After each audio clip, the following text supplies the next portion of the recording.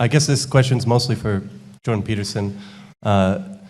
Just to hopefully enlighten a bit more what you mean by God, do you think that if all humanity were to cease to exist, does God still exist?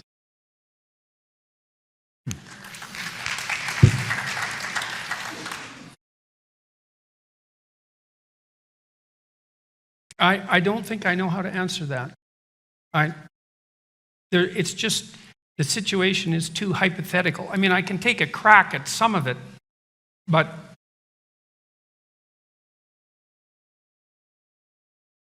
so human beings are characterized by consciousness and by self-consciousness, and the latter in particular seems to be something relatively unique. There's some vague evidence for self-consciousness of lower sorts in animals, but it's not very compelling. Some of them can recognize themselves in a mirror, but our self-consciousness is accompanied by elaborated imagistic and linguistic models of ourselves and that have been elaborated over large spans of time. There are lots of elements of being that would disappear if we disappeared. Now, and it isn't even obvious to what extent that's true, right? Because I don't really understand to what degree being itself is dependent on consciousness. Like the classic materialist Enlightenment view, which I would say is basically a 19th century view, something like that, is that if all consciousness was extinguished, the material substrate of the universe would continue unchanged. But I don't really buy that as an argument, because I think that the material substrate, I think that reality is I think that reality is an interaction between what we perceive of as the material substrate and consciousness itself. And so then when you destroy consciousness, you destroy reality. And what that leaves, I don't really understand, because it doesn't have any temporality in any obvious sense. It doesn't have any size in any obvious sense without the introduction of an invisible observer. So lots vanishes without human consciousness and self-consciousness. I don't know how to answer the question, does God vanish? Because that brings us back into the same problem that I was talking about earlier, is that it's not exactly easy to understand what people are talking about when they say God. You know, because when you ask the question, would God disappear? There's an assumption there that whatever God is understandable and boxable, like a simple concept, like a chair, and that we both share the same conception. And, you know, there's endless warnings in deep religious literature against assuming that you understand what that term means, or sometimes even for using the term. So that's the best I'm going to be able to do with that question. Thank you.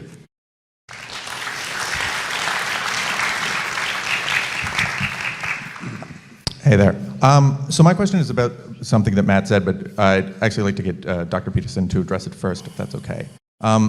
So Matt, you said that some people are not willing to put in the work of developing sort of their own moral system, and they like turn to religion to free them from the burden of that thought.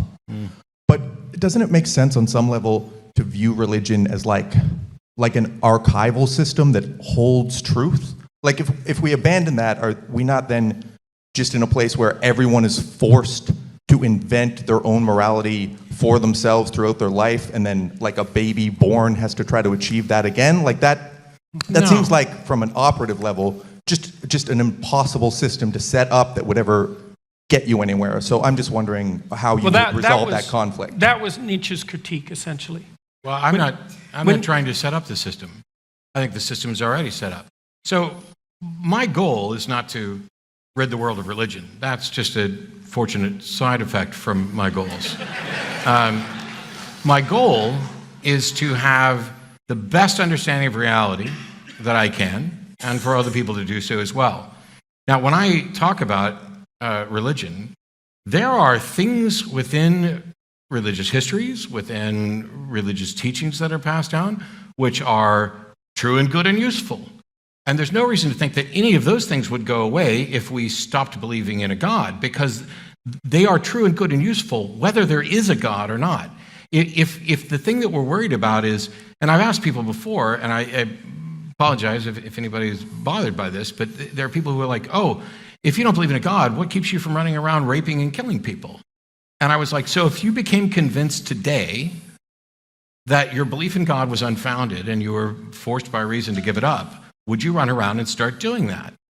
And there are people who will say yes, and I hopefully, optimistically don't believe them, but we know that there are people who do that.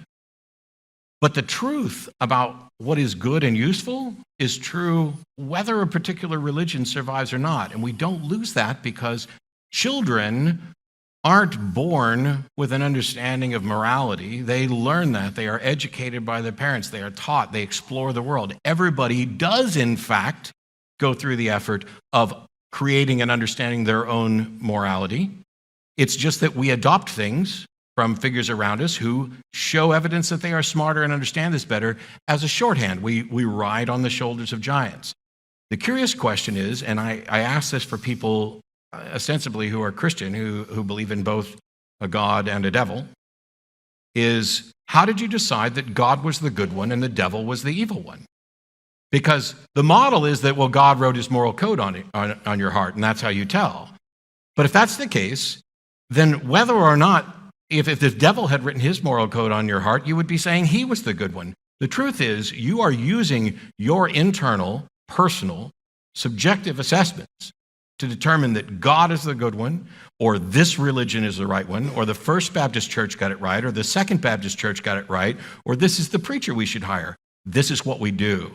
And I don't see much value in worrying about, oh, is it all going to go away, when it's clear it doesn't, because secular individuals are no more immoral or criminal-minded than anybody else. In fact, there may be some cases to show that we're less. But in this society, they are no more criminally minded. Like, we have a religious foundation, right? Like, I wouldn't go around like raping and pillaging if I abandoned God, but there were societies that did when they didn't have that structure. So how do you resolve that? I'm not saying that religious authorities haven't been useful. It's just that what I hear from some people is that we should keep this because of that particular usefulness, because they fear what will happen otherwise, because what they've seen in the past. And I don't buy that, because that boils down to saying, I may not need religion, but you people do. And that is far too arrogant for me to ever adopt as a position.